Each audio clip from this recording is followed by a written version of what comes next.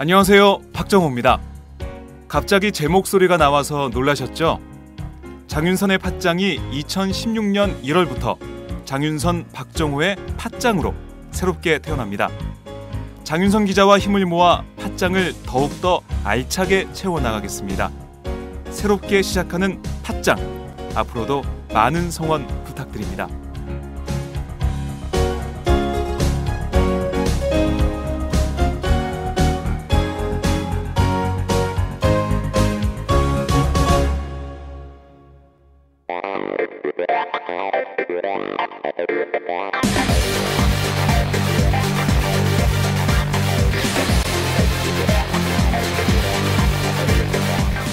정보가 있는 시사 토크쇼 장윤선, 박정호의 팟짱.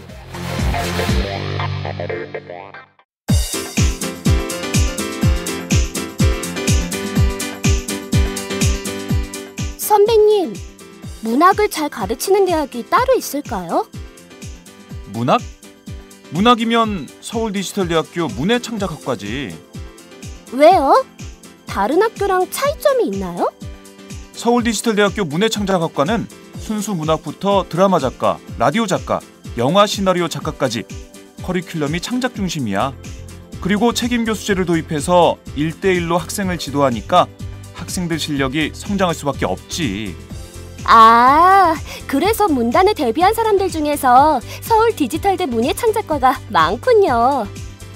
그럼 문단에 데뷔하는 사람만 매해 10명이 넘어. 교수진 중에서 문예의 질을 직접 발행하는 사람이 5명이나 된대. 유명 작가들이 동아리 활동까지 같이 하면서 학생들 작품을 지도해준다니까. 그렇구나. 그럼 입학 후에 내가 소설가가 될지 시인이 될지 드라마 작가가 될지 가능성을 알아볼 수 있겠네요. 지금이 입시 기간이죠? 아싸, 결정! 고마워요, 선배. 서울디지털대학교 문예창작학과 신입 편입생 모집 중.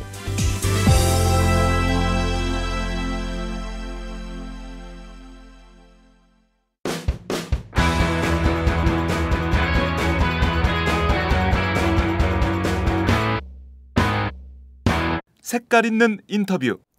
색깔 있는 인터뷰 시작하겠습니다. 오늘은 4.13 총선 D-99일이 되는 날입니다. 신년을 맞이해서 많은 언론사들이 4.13 총선 여론조사 결과를 발표했는데요. 오늘은 그 조사 결과를 분석해보고 그리고 또 4.13 총선 판세가 어떻게 될지 살펴보는 시간을 갖도록 하겠습니다.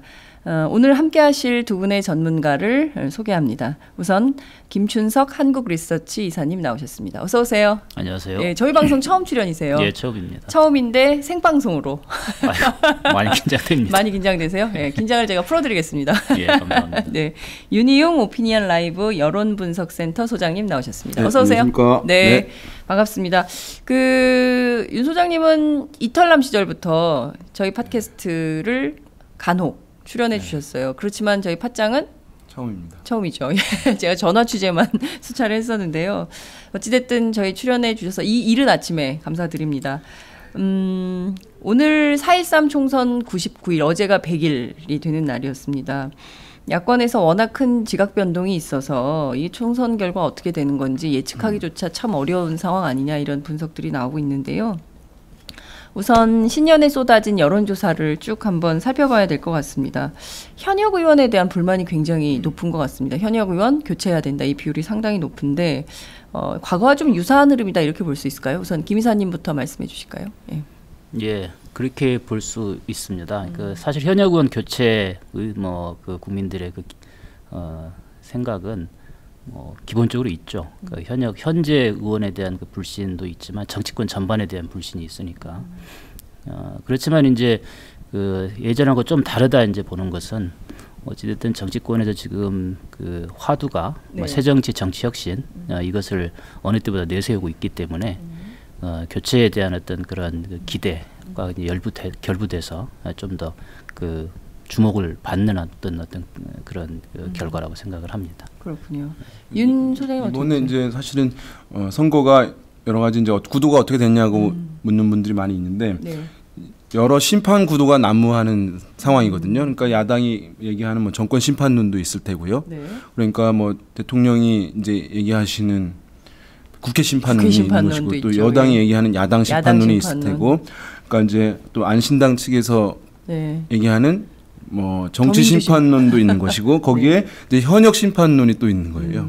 그래서 사실은 보면은 말씀하신 대로 이제 새로운 신당 흐름과 맞물려 가지고 현역 심판론 흐름이 이전에 비해서는 다소 강화된 그 수치 뭐로 또는 흐름으로 좀 읽히는 측면이 있다고 할 수 있을 것 같습니다. 굉장히 복잡한 심판론이 다종다기한 방식으로 출현할 가능성이 높은 선거다 이렇게 볼 수 있을 것 같은데요. 중요한 건 어느 심판이 제일 세냐 이거 아닐까 싶어요. 어찌됐든 박근혜 대통령 지난 가을부터 계속 국회 심판론, 진실한 사람을 뽑아달라 이런 주장을 계속 하고 있는 것이고요. 그에 비해서 야권이 주장하는 정권 심판론은 지난 2012년 대선 총선 때보다 오히려 좀 약화된 흐름을 보이는 거 아니냐 이렇게 볼 수 있을 것 같은데요. 우선 김 이사님은 좀 어느 심판론이 제일 셀 것 같다 이렇게 보십니까? 저는 뭐 어느 심판론이 세다보다 심판론을 이야기를 정치권에서 하는 것이 국민 입장에서 봐서 적정하지 않다. 정치권이. 예. 왜냐하면 야당이 그럴 자격이 없다 이렇게 지금 보고 있고요. 그다음에 여당도 잘하는 게 없다. 기본적으로 그렇게 보고 있습니다. 그래서 얼마 전에 저희가 심층 면접 조사를 해봤더니 네. 야당에서도 그 심판론을 내세울 게 아니라 최소한 한다면 견제론 정도, 그 정도지 야당이 잘한 게 없는데. 그다음에 여당도 어떻게 지금 국정 운영이든 정책이든 그다음에 그 정부든 새누리당이든 국민을 좀 만족시키는 게 없지 않냐. 그런 의미에서 무슨 야당을 또 심판을 이야기를 하냐. 이런 기본 그 정서가 있는 것 같습니다. 네, 그래서 어떤 게 우수하다 뭐 그런 걸 떠나서 먼저 심판론을 이야기할 수 있는 그 각각의 그 좀 자성이 좀 있어야 되지 않나 그런 생각을 합니다. 네. 심판론을 꺼낼 자격이 있냐. 일단 이제 어쨌든 선거는 정부 여당에 대한 평가가 이제 선거의 본질이라고 할 수 있을 것 같은데 그런 면에서 이제 전통적으로 선거의 구도로서 이제 야권은 정권 심판론 프레임을 이제 내거는 것인데요. 네. 그것이 이제 얼마나 먹히느냐 안 먹히느냐가 사실은 이제 뭐 그 평가의 척도라고 할 수 있을 텐데 이번 같은 경우에 정권 심판론이 먹히려고 할 경우에는 어쨌든 야권이 정비되고 통합되어 있어야 사실 정권 심판론 목소리가 대중들에게 소구될 수 있으리라고 보이거든요. 그러니까 정부 여당이 일을 그동안 잘했냐 여부를 들어서 야당이라고 하는 회초리를 들어서 꼭 이제 정부 여당에 대한 뭐 그 지지층이거나 또는 지지층이 아닌 사람도 지지층인 사람도 사실은 야당이라는 도구를 들어서 회초리를 들 수 있는 것이 이제 선거라고 할 수 있는데 지금 같은 경우는 이제 야권이 분열되어 있다 보니까 또는 대중 신뢰를 충분하게 획득하지 못하고 있다 보니까 대중들이 들 수 있는 유권자가 들 수 있는 그 회초리가 사실은 부러져 있는 상황이죠. 그러니까 만약에 깨끗하고 손에 잡기 쉽게 놓여져 있다면 대중들이 그 회초리를 쉽게 들 수 있을 텐데 지금은 부러져 있고 약간 좀 지저분하게 되어 있다고 할까요? 그러니까 회초리를 들어서 때려야 되는 것인데 때려도 아프지 않을 것 같고 들기도 약간 꺼려지는 그런 상황이 되어 있어서 정권 심판론이 원활하게 작동하기 좀 어려운 상황이 되고 있는 측면이 있다 이렇게 볼 수 있을 것 같습니다. 그렇군요. 굉장히 야권 지지자들 입장에서는 참 이게 황당한 상황이 되는 것인데요. 우선 지금 상황을 놓고 보자면 굉장히 팽팽한 대립구도는커녕 새누리당 우세가 점쳐지는 상황인 것 같습니다. 뭐 본인들 입으로도 뭐 180석, 20석 이런 주장을 하고 있고요. 실제 지표로도 새누리당 200석이 나오는 분석, 조사 결과들이 나오고 있습니다. 우선 그걸 좀 분석을 해봐야 될 것 같은데 과연 정말 그 정도나 되겠는가에 대한 점도 좀 따져봐야 될 것 같습니다. 김 이사님 어떻게 보세요? 저는 지금 180석, 200석이 가능하다. 일단 그렇게 보입니다. 이건 뭐 단순한 어떤 기대나 이런 차원이 아니고 2012년 총선 결과를 보면 수도권에서 예컨대 서울의 48석 중에 1, 2위 간에 5% 이내인 그 선거구가 22개였습니다. 서울의 48석 가운데 22개 선거구가 5% 이내. 5% 이내다. 그다음에 10% 이내까지 또 14석. 그러면 36석. 네. 이 10% 이내였어요. 경기도도 52석 중에 5% 이내가 20석, 10% 이내가 13석. 사실은 그러면 다야로 나온다면 네. 이 5% 10% 이내 지역은 충분히 그 새누리당을 그 야권에서 이기기가 쉽지 않은 그런 지역이라고 볼 수 있거든요. 그렇기 때문에 사실은 수도권에서 최대 몇 석까지 갈 수 있을까 쉽지가 않습니다. 수도권에서 최대 몇 석까지 보세요? 뭐 지금에 보면 2012년 결과를 한번 봤더니 맥시멈 30석. 30석. 인천 포함해서. 인천 포함해서. 예. 서울, 경기, 인천 다 포함해서 30석. 그런데 지역적으로 야권 우세 지역이나 예. 후보가 경쟁력이 있는 후보 예. 이런 경우에 사실은 지금 야당이 이길 수 있는 지역이라고 볼 수 있겠거든요. 네네. 이제 그런 지역이 그렇게 많지가 않습니다. 네. 그리고 호남에서 물론 다 야당이 가져간다 해도 맥시멈 30석. 네. 그래서 이제 비례대표 하면 이게 100석이 나오기가 쉽지가 않아요, 사실. 전국에서 100석 나오기도 전국에서. 어렵다. 예. 아, 어쨌든 이게 의석 수라는 건 네. 기대감의 반영이 아니라 개별 의석의 합 아닙니까? 그렇죠. 그러면 개별 의석을 봐야 될 것이고 네. 그랬을 때 일여 다야의 상황에서 네. 어떻게 될 것인가는 그 과거 선거 결과를 기본적으로 봐야 될 거거든요. 그래서 아무튼 현실이 지금 그렇지 않나 싶습니다. 말씀하신 대로 전부 5% 이내의 격차에서 전 국토가 초박빙 상황으로 진행이 된다면 결과적으로 이번 선거에서 야권은 정말 그 기대하기 매우 어려운 이런 성적표가 예측이 된다 이렇게 볼 수 있겠네요. 야, 이게 굉장히 심각한 상황인데요, 윤 소장님. 예. 방금 말씀하신 건 이제 칼날 승부처라고 할 수 있는데요. 수도권에 칼날 승부처들이 이제 도처에 널려 있는 거죠. 그리고 보면 지난 대선 총선 이후에 이제 변화된 유권자 특성 중에 고령 유권자들이 급속하게 증가가 되었고요. 또 이분들이 투표 적극성 매우 높아졌고 보수 정당에 대한 충성도 매우 강화되었습니다. 그리고 지난 대선과 총선을 거치면서 보수 성향층에 있는 분들, 고령층에 있는 분들의 심리는 뭐 하면 된다라고 하는 인식이 이제 형성된 측면이 있다고 할 수 있을 텐데 왜냐하면 직접 움직여서 승리를 이끌어냈으니까 그렇죠. 2012년. 그 경험이 이제 작동하고 있는 것이죠. 제가 보니까 야권 성향층은 하면 된다가 아니라 되면 한다 정신이 좀 맞아요. 그러니까 가능성을 보여줘야 되는 거예요. 예. 그러니까 왜냐하면 정보 습득력과 이해력이 높은 상황인데 거기서 될 것 같은 모습을 보여줘야 투표 적극성 높아지는 것인데 정보 습득력 다 이해도 높은데 할 가능성 못 보여주니까 야권 성향층의 투표 적극성은 좀 제약되는 측면이 이제 있을 수 있고요. 어쨌든 지금 보면 말씀하신 대로 정당들이 더 많이 출연한다 또는 후보들이 더 많이 출연할 경우에 유권자가 더 많아지면은 뭐 아무 문제가 없을 텐데 유권자는 정해져 있고 득표율의 합은 100%이라는 것이 사실은 이제 함정인 것이에요. 그래서 정해져 있는 유권자 또는 정해져 있는 야권 성향층에서 정당이 분할되어서 나왔을 경우에는 사실은 다른 새로운 해법이 없어요. 그래서 그 아까 말씀드린 이제 칼날 승부처들이 워낙 많은 상황에서 지난번에 그러니까 이제 2000년도 지방선거 물론 이제 그전에도 보면 2002년 지방선거겠죠. 보면은 당시 이제 국민회의와 뭐 열린우리당과 민주당 분할되어서 이제 승부를 치러줬는데 그때는 물론 열린우리당이 여당이어서 그렇죠. 평가받는 입장이었다고 하는 점이 지금과 다르긴 합니다만 당시에 참혹한 결과를 기억하실지 모르겠는데요. 그렇죠. 전국 광역자치단체장 중에서 한 곳을 이제 당시 열린우리당이 가져갔고요. 민주당이 이제 두 곳을 가져갔죠. 그리고 서울에서 중요한 건 이제 수도권일 텐데요. 서울에서 단 한 곳도 열린우리당이 구청장을 내지 못했죠. 경기도에서 한 곳을 승리했죠. 구리. 그러니까 물론 당시 이제 여당이었다는 점에서 평가를 일방적으로 받는 측면이 있었기 때문에 좀 더 결과가 참혹했겠습니다만은 어쨌든 지금 상황에서 뭐 여당이 아닌 측면이 있습니다만은 그럼에도 불구하고 그때의 흐름들 자체가 변화가 되게 나타나기 힘든 것이에요. 정해져 있기 때문에 유권자들이 그것은 나눠져 있다고 한다면 새누리당의 지지 기반은 아까 처음에 말씀드린 대로 여러 가지 안신당이 새누리당의 지지 기반을 잠식한다는 얘기도 있지만 그게 실질적으로 나타날지에 대해서는 아직 많은 분들이 의문을 갖고 있는 것이거든요.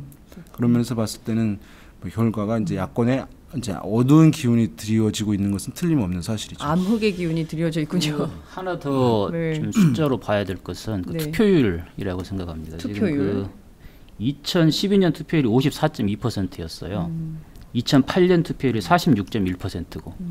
그런데 이제 2008년과 12년을 비교해 보면 2012년은 대선 직전이고 네. 사실은 모든 세력이 다 그 집중을 했기 그렇죠. 때문에 투표율이 높아진 면이 있거든요. 근데 2008년은 그 2007년 대선 직후에 치러졌기 때문에 그 당시에 여당이 이길 거라는 그다음에 야당이 좀 그 지리멸렬했던 그런 상황이었기 때문에 투표율이 좀 낮았어요. 네.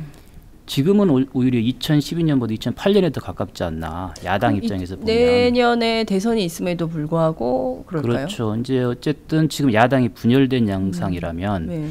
그 누가 이길 것 같냐 그래서 60% 이상의 여당이 그 네. 압승할 거라는 그런 예측도 했거든요. 그렇다고 보면 투표율이 아마 50%가 채 안 될 수도 있는 그런 상황이다. 네.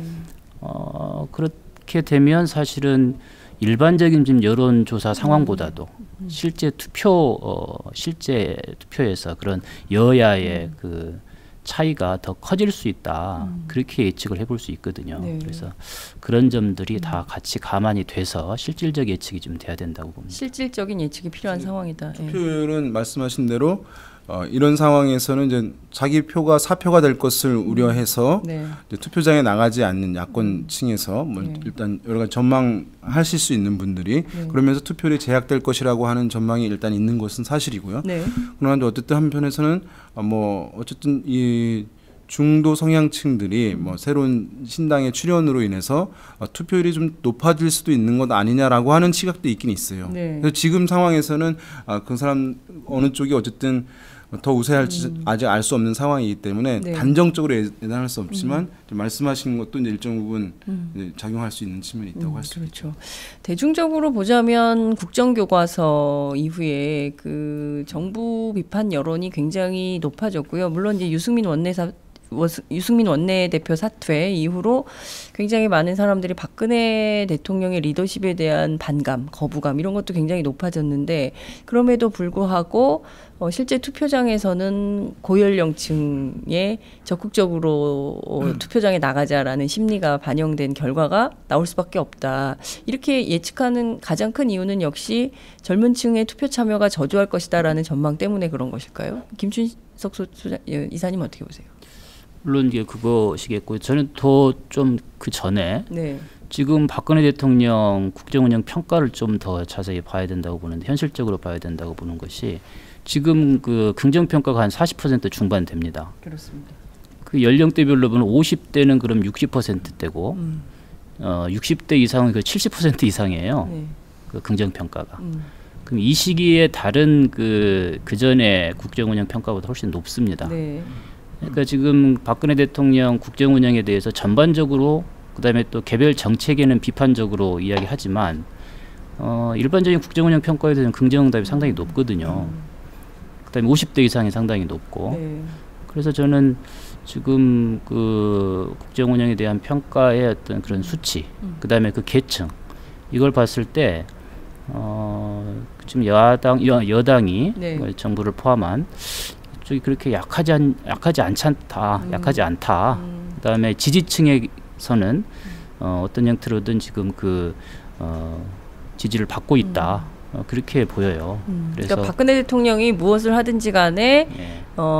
지지하는 이른바 콘크리트 지지율이 30% 깔고 시작을 하는 거기 때문에 큰 틀에서 보자면 그 견고한 틀이 흔들릴 가능성이 별로 많지 않다 이렇게 보신다는 거죠. 그렇죠. 지금 그 뭐 수치가 그렇게 나오니까요. 특히 50대 수치로. 이상은 네. 뭐 거의 압도적이고 예, 그 현실입니다. 네. 지금 사실 젊은층의 투표율도 많이 늘었어요. 네. 예, 그러니까 뭐 과거에 줄어들 비해서, 예, 그렇습니다. 왜냐하면 뭐 사전 투표 제도가 사실 네. 실질적으로 이제 많은 투표율 제고 효과를 가져왔다고 할 수 있어요. 그러니까 20대가 지난번 지방선거 끝나고 이제 이런 보도가 있었죠.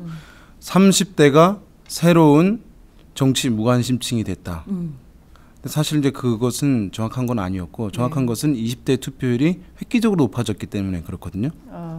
왜냐하면 실제 우리가 실제 거주지와 주민등록 주소지와의 불일치가 제일 높은 세대가 20대거든요.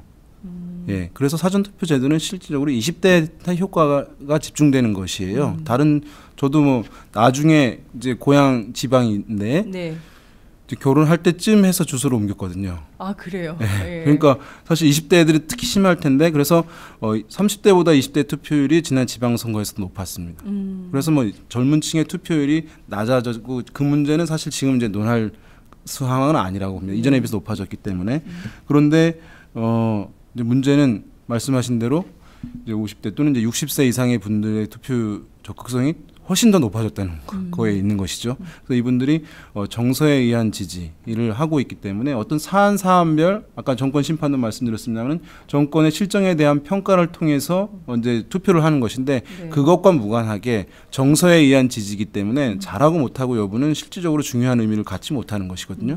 그러니까 일관된 의미에서의 현 정부에 대한 지지를 보내고 있다 보니까 이제 그것이 이번 선거에도 만약에 재현될 가능성을 배제할 수가 없는 측면이 있는 것이죠. 이제 사실은 그렇게 되면 그죠 이제 사실 뭐 결과가 더욱더 이제 야당한테 어려운 측면이 있다고 할 수 있겠습니다. 그렇군요.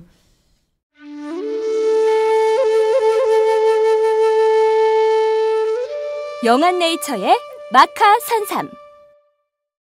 공중파 텔레비전에도 없고 인터넷 배너 광고 하나 없지만 팟캐스트 좀 들어봤다 하는 분들은 다 아는 마카 산삼. 진짜 유명해져서 유사 제품도 많아졌습니다. 이젠 마카 산삼으로 검색하면 너무 많이 나와요. 꼭 영한네이처로 검색해주세요. 팟캐스트에서 듣던 그 마카 산삼을 구입할 수 있습니다. 특히 나라 걱정으로 심신이 지친 분들에게 권합니다. 몸에 정말 좋습니다. 내 몸도 나라도 살릴 힘이 납니다.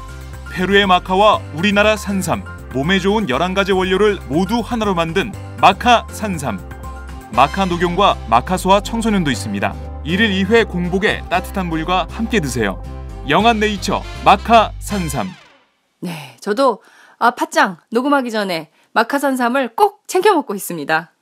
이게 뭐 정서 투표다. 정책 선거는 온데간데 없고 실제로 정서적으로 누가 좋은가 일종의 이제 팬심 비슷하게 그렇게 이제 투표를 한다면 결과는 정말 참혹할 수도 있겠다 야권에게는 이런 생각이 좀 드는데요. 문제는 앞서 지적해 주신 대로 더불어민주당 그리고 조만간 당명을 정해서 발표한다고는 합니다만 안철수 신당 간의 야권 양분, 야권 분열 문제를 좀 지적을 해야 될 것 같은데요.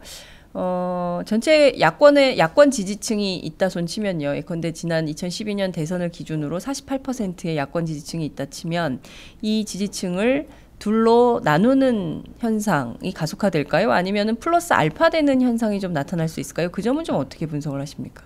대한민국의 이제 제가 이제 어디 글을 쓰긴 할 건데 네. 야권의 이제 비극은 야권 성향층이 단일한 특성이 아니라 이질적인 몇 개의 그룹으로 구성되어 있다는 데서 네. 비극이 시작된다고 보여요. 그러니까 새누리당은 지지 기반이 이제 단일합니다. 보수 성향층이라고 얘기해도 무방할 정도. 네. 그러나 이제 야권은 진보층이 있고요. 또 이제 약간 중도 흐름으로 좀 강화해야 된다는 층도 있는 것 같아요. 네. 그리고 또 이것과 무관하게 그냥 호남이라고 하는 호남 출신, 호남 거주자라고 하는 세 개의 이질적 그룹으로 구성이 되어 있는 것이거든요. 그런 면에서 뭐 이제 안신당의 출현은 뭐 중도층들을 좀 더 확장하면서 뭐 투표 적성을 높일 수도 있고 하기 때문에 야권의 확장을 가져온다고 이제 얘기할 수는 측면이 있는 것이죠. 네네. 있긴 있는 것인데 그러나 이제 사실 그동안 연합체의 성격을 가져왔는데 이것이 이제 해체되고 있는 것이니까. 네. 뭐 연대나 연합이 된다면 뭐 그런 효과가 있을 수 있겠습니다만은 사실 이제 이번 총선에서 그렇게 이제 어떤 대선 주자처럼 사람들이 쉽게 인식할 수 있을 정도의 이제 연대나 연합이 되기 힘든 상황이고 그것이 충분하게 쉽게 이해돼서 투표로 연결될 정도의 이제 연대 효과가 나타날지는 이제 의문이에요. 여러 학습 효과 때문에 네. 사실은 그러면 내가 연대하면 안 하겠다라고 하는 사람들도 있을 수 있는 것이니까 네네. 그런 면에서 이것이 이제 확장되긴 했으나 실질적으로 뭐 모였을 때 야당 후보로의 한 명에게로 네. 집중되어서 나타날 수 있는지에 대해서는 저는 의문을 가지고 있기 때문에 네. 야권이 이제 확장되었다 단정하기 좀 어려운 측면도 있고 오히려 야권의 그 아까 이질적인 세 개의 그룹들을 서로 분리하는 힘들을 더 강화시켰다는 점에서 네. 예, 그것을 단순히 외견상으로 야권의 확장이 긍정적인 측면으로 읽힌다라고 얘기하기 좀 어려운 측면이 있다 볼 수 있겠습니다. 어떻게 하십니까? 저는 그 대선이라는 큰 판하고 네. 총선이라는 그 240개, 50개 이상의 어떤 그런 선거가 있는 건 좀 달리 봐야 되지 않나 싶은데요. 근데 대선의 관점에서 보면 확장일 수도 있을 거라고 생각은 합니다. 네. 물론 그것도 이제 앞으로 양당이 어떤 식으로 선의의 경쟁을 하는 모습으로 보이느냐, 네. 정치적으로도 그렇고 정책적으로도 그렇고, 그래서 되려 서로 긴장하면서 그 야당 지지하는 어떤 그런 국민들의 입장을 대변해주고 있다. 이런 입장으로 본다면 더 내용적으로도 확장이 되겠죠. 네. 그렇지만 일단 지금 총선 국면에서는 그게 어쨌든 소선국에서 한 명 당선되는 거 아닙니까? 네. 그것을 그 지금 더불어민주당이든 아니면 안철수 의원이 새로 만들 정당이든 이쪽이 새누리당을 이길 정도로까지 그렇게 확장할 수 있겠는가? 네. 개별 선거구에서 그건 쉽지 않다 싶습니다. 네. 실제 1대1로 대입을 해보면, 그러니까 후보의 아주 뛰어남, 뭐 이 뛰어난 후보가 아닌 경우, 그러니까 당에 의존하는 후보의 경우라면 상당히 고전할 가능성이 높다. 이렇게 전망을 하시는 거죠. 그렇죠. 뭐 인물의 그게 사실은 보면은 사람들이 유권자들이 많이 바쁘세요. 네. 그렇기 때문에 이 사람의 뭐 경쟁력, 네. 뭐 정책 이런 것들을 살펴볼. 보고 투표하는 분들이 있긴 있으시지만 사실 네. 막판에 가서는 뭐 정당을 보고 이제 투표하는 것이기 때문에 아무리 이제 뭐 인물 경쟁력이 뛰어난다 하더라도 네.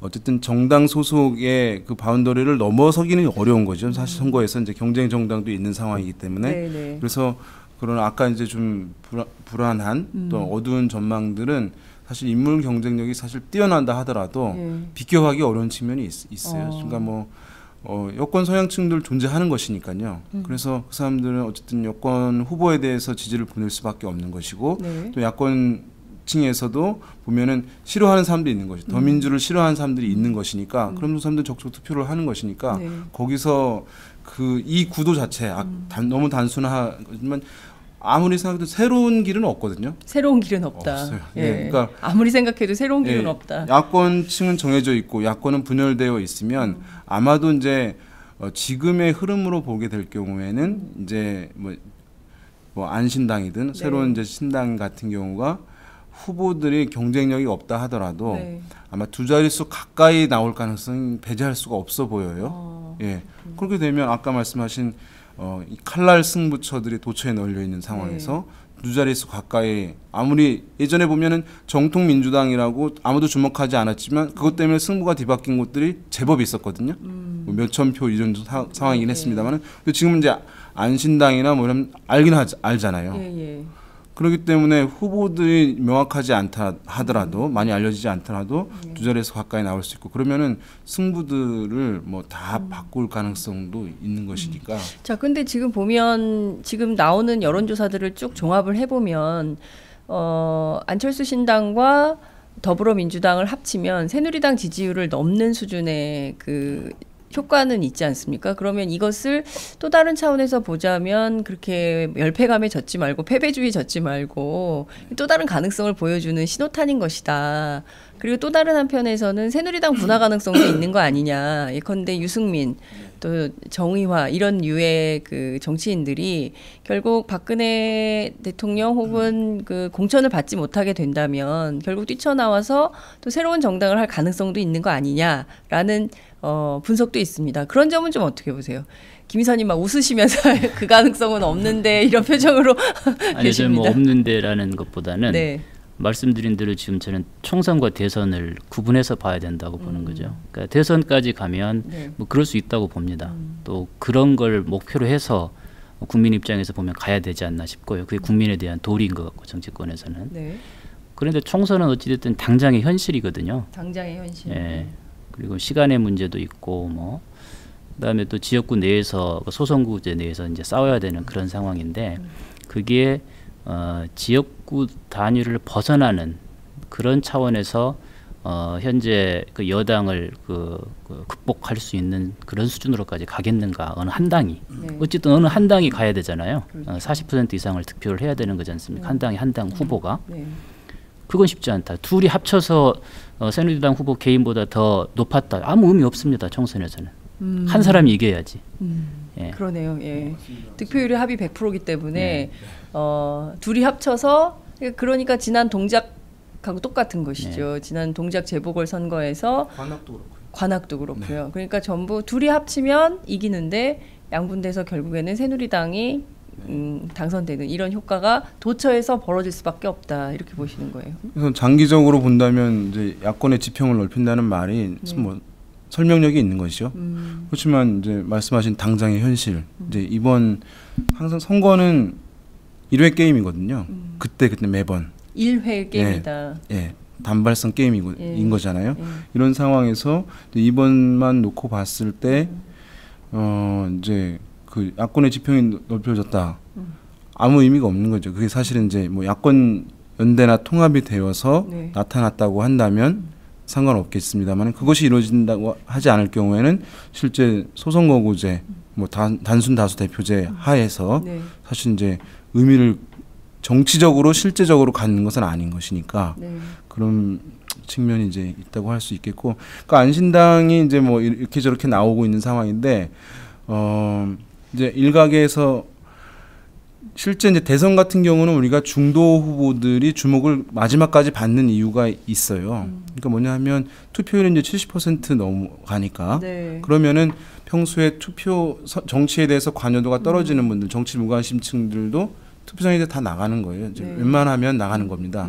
그러니까 중도층들이 대거 투표장에 참여하게 되고 중도 후보가 마지막까지 주목을 받는 것이거든요. 최종 후보가 되든 안 되든 간에. 그런데 총선과 지방선거 같은 50% 초중반대의 투표율에서는 기존의 정당에 대한 이제 관여도가 높았던 사람들 위주로 선거가 치러지는 것이기 때문에 평소에 정치에 무관심했던 이 중도층들이 실제 투표장에 나갈 것이냐의 문제는 여전히 남아 있어요.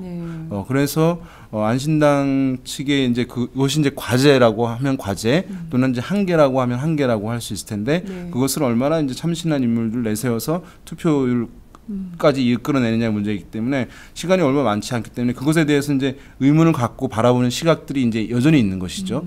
그러나 이제 어떻게 보면 또 뭐 비례 정당 투표라든가 이런 측면에서는 일정 부분 그것이 이제 작용할 가능성이 있는 것이니까 그러니까 이런 한계에도 불구하고 다소간 뭐 일정 부분 이제 선전할 가능성을 지금 수치상 나와 있는 것으로는 배제할 수 없는 측면이 이제 있고요. 그것이 이제 사실은 당선 가능성 높은 후보의 당선 가능성을 낮추는 이제 효과로 작용할 수밖에 없는 거죠. 그렇군요.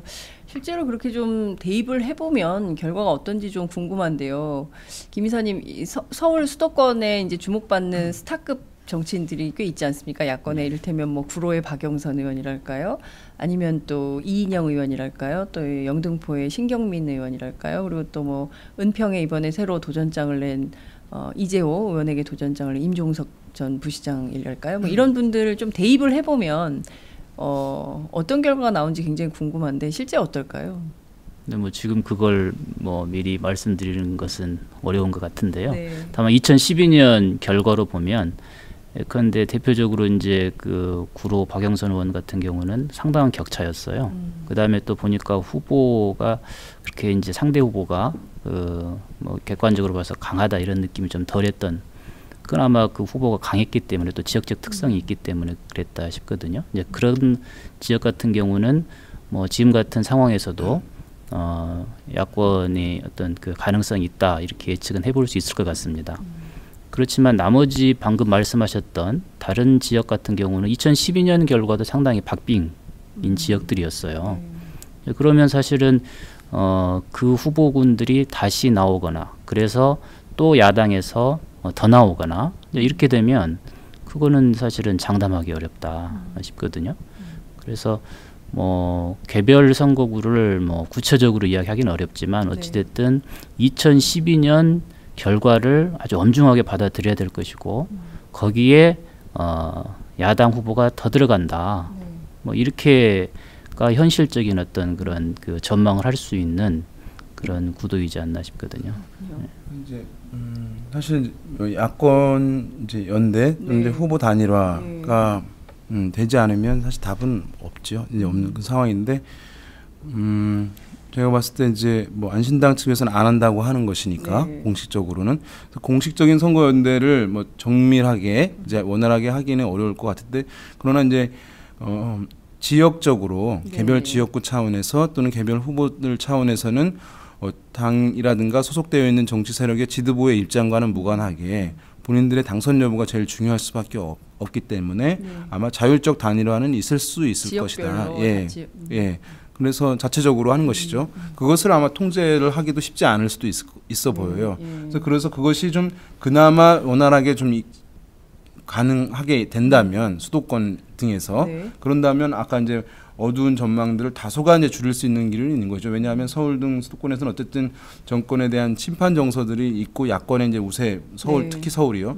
그런 기류들은 이제 일관되게 확인되고 있는 것이기 때문에 하더라도 이제 물론 과거에 비해서의 이제 야권 연대만큼의 충분한 효과는 좀 누리기는 힘들 것 같긴 하지만 그나마 어쨌든 승부를 해볼 수 있는 여력들이 이제 있을 수 있을 텐데 만약에 이제 그것이 그 폭이 사실 얼마 정도이냐가 뭐 핵심이라고 할 수 있어요. 그 자율적이고 자체적인 후보 단일화가 뭐 원활하게 좀 많이 이루어지느냐 수도권에서 아니면 아주 제한적으로 이루어지느냐 여부가 마지막 남은 이번 선거를 바라보는 측면에서의 신경 사안이죠. 예, 그렇군요. 실제로 부산의 이제 김영춘 전 의원 부산시당 위원장인데요.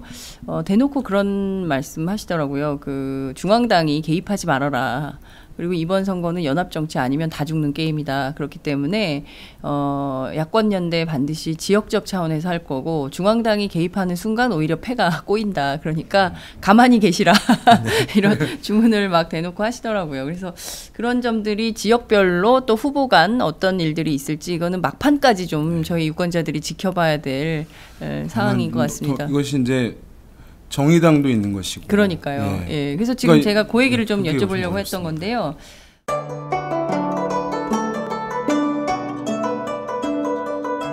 안녕하십니까. 저는 정도전을 15년 전에 최초로 소설로 썼던 작가 임종일입니다. 사실 정도전을 소설로 쓰는 데만 10년이 걸렸는데 그 시절 무명의 고달픈 심신을 양꼬치와 고량주로 달래주었던 풍무 양꼬치. 풍무 양꼬치는 월드컵 4강의 기쁨도 나라골 우습게 돌아가고 분통이 터질 때도 늘 함께했던 안식처이자 사랑방이었습니다. 진짜 정의파인 주인장은 세상을 뒤집어 푼 남자 정도전을 누구보다 먼저 알아보았고 그래서 제 소설 정도전은 역사의 곡이 없습니다. 풍무 양꼬치 역시 맛과 양심이 살아있습니다. 좋은 사람끼리는 꼭 만나야 합니다. 어떻습니까?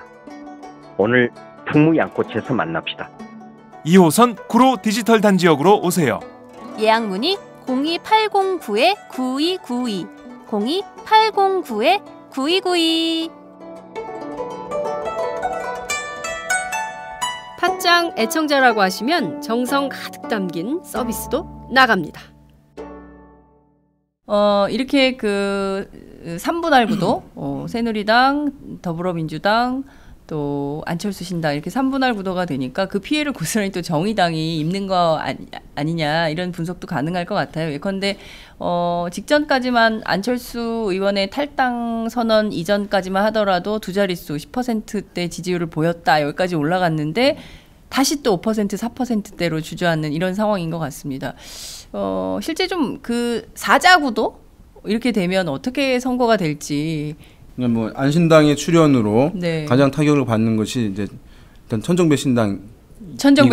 공간 자체가 소멸된 것이니까. 그러니까요. 그다음에 사실은 정의당이에요. 실질적으로. 왜냐하면 사람들이 다 이념적으로만 정당을 바라보는 건 아니거든요. 여러 선택지 중에서 제1야당에 대해서 야권 성향이지만 진보 성향이지만 제1야당에 대해서 실망이 있으면 그 외의 선택지를 찾는 것이니까 그런 면에서 봤을 때 야권으로서는 선택지가 더 많아진 거잖아요. 그런 면에서 이제 정의당으로 갈 분들이 네. 이념적으로 꼭 진보성이 강해서가 아니라 이제 야권 성향이었지만 실망한 층. 네. 안신당으로 가는 사람도 있는 거죠. 그래서 이제 1차적으로 줄어드는 부분이 이제 있을 수 있고, 네. 그다음에 과거에 우리가 이제 이런 게 있습니다. 야권 성향층의 심리가 지역구 후보에게 투표하고 정당 투표는 진보 정당에게 하는 흐름들이 일정 부분 있었잖아요. 네. 그런 것들이 사실 약간 제약될 수가 있어 보여요. 그러니까 지금 제1야당도 상당히 지금 타격을 받을 것이 가능성이 높아지는 상황이기 때문에 그것에 대한 위기감들이 있기 때문에 여유가 있어야 사실 지역구 후보에게 이제 제1야당이 주고 그렇죠. 정당 득표는 이제 군소 진보 정당이 주는 것인데 네. 여유가 안 생겨져 버리는 거예요. 그러니까 아까 분산 야권 야당이 많아졌기 때문에 분산 그 줄어드는 효과가 있고 네. 여기에 제1야당에 대한 이제 위기감이 있기 때문에 여유 있게 진보 정당에 주던 것도 제약되는 측면이 있는 것이니까 그런 면에서 봤을 때 이제 정의당이 과거에 민노당 또는 통합진보당이 얻었던 만큼의 정당 득표율을 얻지 못할 가능성도 제법 이제 있는 것이죠. 실제 총선에서 득표 가능성이 5%대로 추정된다 이런 분석이 있던데요. 김 이사님도 그렇게 좀 보십니까? 어떻게 보세요? 예, 저도 지금 윤 소장님 말씀에 공감하고요. 어찌됐든 야당의 대안으로서, 그러니까 네. 제1야당의 대안을 못 찾았기 때문에 이제 무당층으로 빠졌던 분들이 있거나 아니면 새누리당까지 간 분들도 있고 이제 그럴 건데 이제는 어쨌든 뭐 그 경쟁을 하고 있는 상황이니까 대안으로서 기대감은 최소한 있을 수 있는 상황이라고 보거든요. 네, 그런 점에서 그게 그 진보당으로 갈 수 있는 정의당으로 갈 수 있는 어떤 그런 쪽을 좀 빼가는 그런 상황이다 싶고 그게 이제 선거라는 현실적인 상황에서는 더 그렇다. 일반적인 여론조사 상황보다도 그래서 정의당 입장에서는 상당히 좀 쉽지 않은 그런 그 상황이라고 생각을 합니다. 그렇군요. 자, 천정배 신당하고 호남 얘기를 좀 해볼게요. 그 말씀하신 대로 룸 자체가 없어졌어요. 천정배 신당. 그런 문제도 있고 또 다른 측면에서 보자면 동교동계가 집단 탈당을 해서 이게 어디로 갈 것인가도 큰 틀에서 고민이 좀 되는 것 같은데 안철수 신당 쪽에서는 적극적으로 동교동계를 끌어안겠다 이런 입장도 나오지 않는 것 같아요. 어제 안철수 대표가 한 라디오 인터뷰를 했는데 그 자리에서도 그 부분과 관련해서 특별히 드릴 말씀이 없다 이렇게 정리를 좀 했는데요. 물론 정대철 고문은 큰 틀에서 통합하고 화합하는 방식으로 갈 거다 이런 전망은 좋습니다. 그런데 또 시간은 걸린다 또 이런 주장도 나오고 있는 거거든요. 이 흐름은 어디로 귀착될 것인가 이것도 굉장히 중요한 포인트 같아요. 안신당이 이제 영원한 딜레마인 거죠. 안신당의 영원한 딜레마가. 안철수의 뭐 새로운 정치 브랜드를 네. 이제 얘기하는 것 그것이 이제 지역 호남의 네. 정서를 어쨌든 의지하는 것 이 두 가지가 사실 불일치하는 측면이 있기 때문에 충돌하는 측면이 있기 때문에 이제 어디에 방점을 찍느냐 그러면 어느 한쪽이 희생될 수밖에 없는 것이니까 그것은 이제 영원한 딜레마일 수 있을 텐데 그래서 그것을 적정하게 어느 정도 조합하는 상황으로 이제 가겠죠.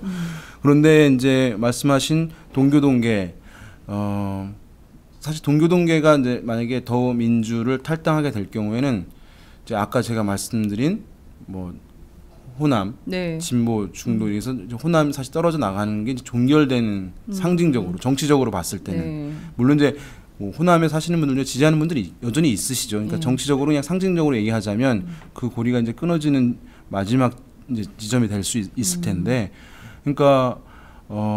이제 안신당에서는 그 정서를 사실 활용할 수밖에 없는 것이에요. 네. 지금 보면 안신당에 대한 관심도의 한 절반 정도는 뭐 새로운 정치에 대한 기대감으로 지지하는 것일 수 있을 텐데 네.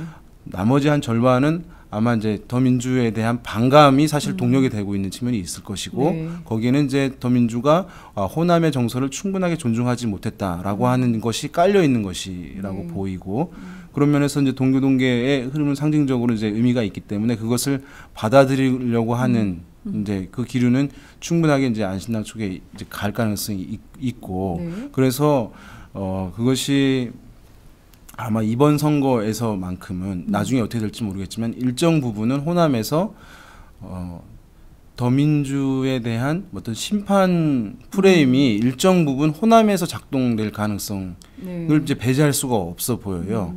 예, 그렇게 그러면 이제 동교동계 말씀하신 그런 것들을 이제 안신당에서 흡수를 하려고 하는 모습들로 비춰질 것이고 네. 왜냐하면 일단 외부로 비춰지는 것은 동교동계가 현재 이제 문재인 대표 체제에 대한 이제 거부 정서가 있다는 것을 그렇죠. 공공연하게 보이고 있는 상황이니까 네. 대중들도 그 정도는 이제 인지하는 것이니까요.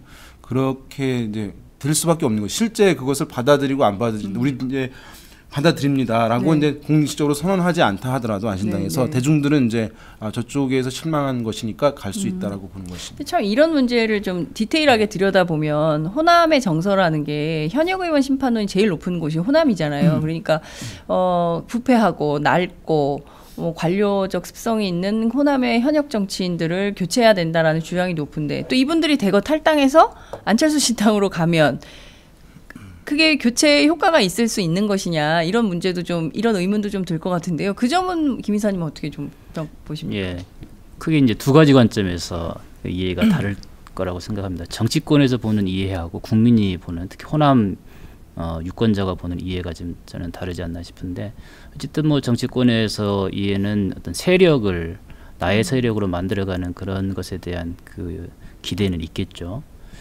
근데 이제 얼마 전에 심층 면접 조사를 해봤는데 호남의 어떤 유권자들이 동교동계든 기존 정치권에 대한 그 기대가 상당히 적습니다. 예, 그리고 동교동에 대한 기대도 많지 않다는 거죠. 호남 기존 정치인과 그 이전에 이제 소위 호남을 대표했던 정치 세력에 대해서 그러면서 예컨대 하나 일례로 이정현 의원님에 대한 어떤 그 기대가 상당히 있더라고요. 그 뭐냐면 다르더라. 기존에 호남권 그 의원들이 하는 그런 행태, 그 다음에 유권자들에 대한 어떤 그런 반응, 긴장감 이런 것들이 전혀 다른 모습을 거의 처음 본 거죠. 네. 그러면서 더 이전 그 정치인에 대한 세력에 대한 생각들이 더 또 굳어진 면도 있는 것 같아요. 그렇기 때문에 사실은 아까 안 의원께서 그런 그 고민을 했다는 것은 그런 민심을 지금 읽고 있는 것이 아닌가. 그래서 아마 고민일 수는 있겠죠. 그래서 저는 국민 입장에서 유권자 입장에서 봤을 때는 아마 그 정치권에서 기대하는 만큼 기존 정치인들이 움직이는 것이 그렇게 큰 효과는 없을 것이다. 그런 생각은 듭니다. 사실 2012년에는 순천에 무공천을 하지 않았습니까? 그래서 그때 통합진보당의 후보가 당선되는 상황이었는데요. 이번에 보니까 거기가 후보가 많아요. 굉장히 후보가 난립하고 있는 지역인데 그럼 이번에도 이정현 의원의 선전이 가능하다 이렇게 전망해 볼 수도 있을까요? 어떻게 보십니까? 뭐 구도적으로는 그럴 수 구도적으로 있겠죠. 이쪽은 다 분열돼 있고 1대1로 붙어도 지금 쉽지가 않은. 왜냐하면 그 이 의원의 구체적인 활동에 대해서 이야기들 하더라고요. 네. 사실은 유권자 입장에서 어느 한 정치인의 활동을 구체적으로 이야기하기가 쉽지 않습니다. 근데 이제 그런 이야기가 나오고 저 예산 왕창 따다 놨죠. 네.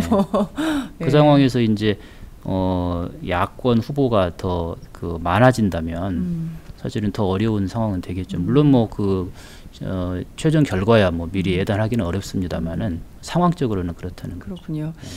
정말 그 도처에서 초박빙 승부처가 많아지면 저희 기자들이 진짜 발에 땀이 날 것 같은 생각이 좀 드는데요.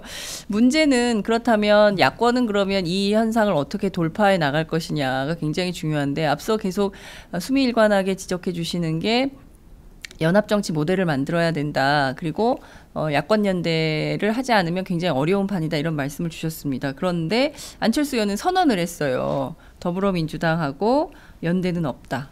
그렇기 때문에 이 말을 번복할 가능성이 있을지. 근데 또 주변에서는 보면 문병호 의원이나 이런 분들은 아니다. 뭐 함께 해야 된다. 이런 주장들을 하기 때문에 좀 새로운 방향으로의 그 변화될 가능성 이런 것이 있는지 그걸 좀 예측을 좀 해주시고 예.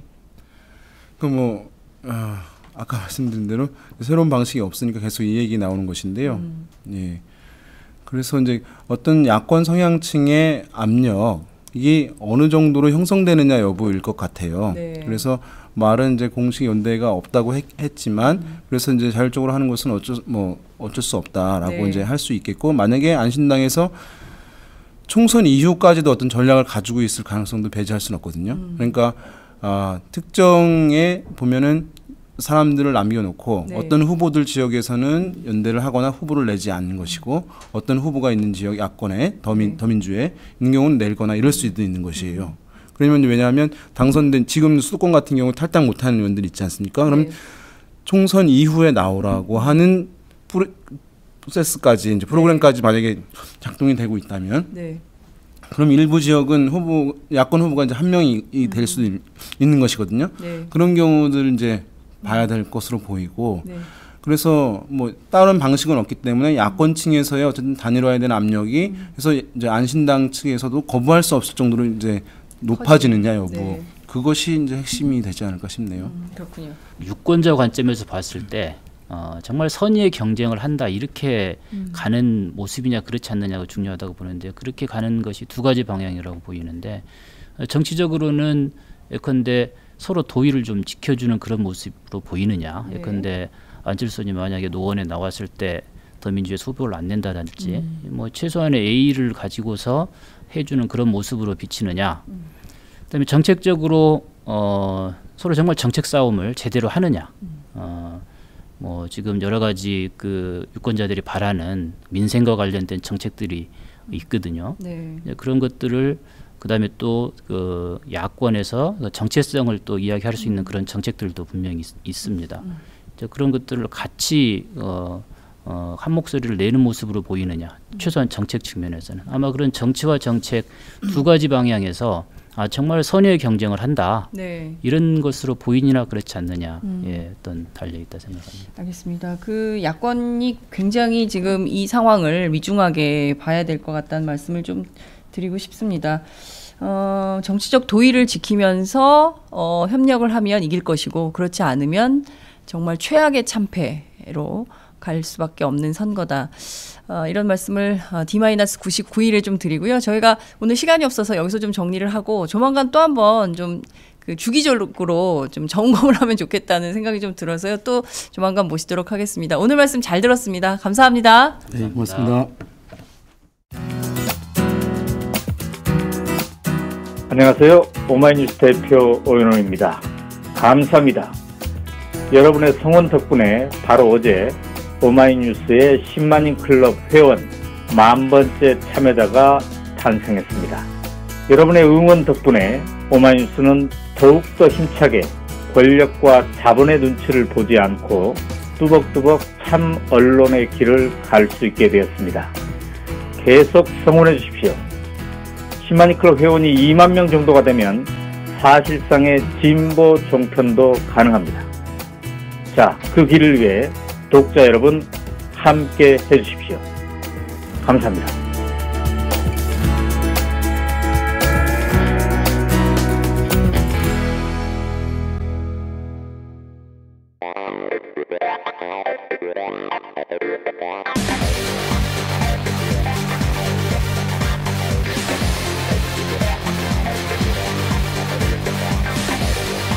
정보가 있는 시사 토크쇼 장윤선의 팟짱.